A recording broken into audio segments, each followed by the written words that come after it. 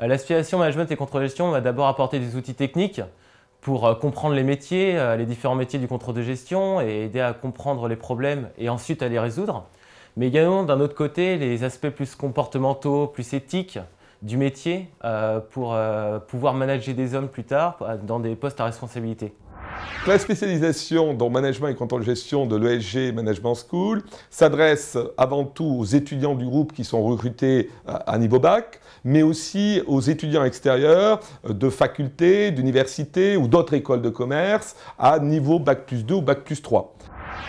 Qu'est-ce qu'on va venir chercher dans cette formation? Eh bien, une spécialisation renforcée dans le domaine du contrôle de gestion. L'école de commerce post-bac permet bien évidemment d'avoir une polyvalence renforcée sur les 3 premières années et puis une spécialisation enclenchée à partir du M1 pour bien sûr un approfondissement en M2. Le contenu s'organise de la manière suivante. Sur la 4e année Master 1, semestre 1, c'est un tronc commun.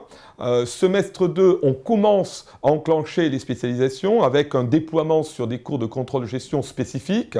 Par contre, en 5e année, niveau Master 2, on va déployer la transversalité, stratégie, contrôle de gestion et management. La plus-value, c'est d'abord son existence, puisque peu d'écoles de commerce la déploient à l'heure actuelle.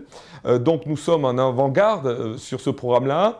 Et deuxième plus-value, c'est de déployer le lien entre la stratégie, le management et le contrôle de gestion. C'est vraiment un lien qui va préparer les managers qui vont opérer en contrôle de gestion à la prise de décision stratégique.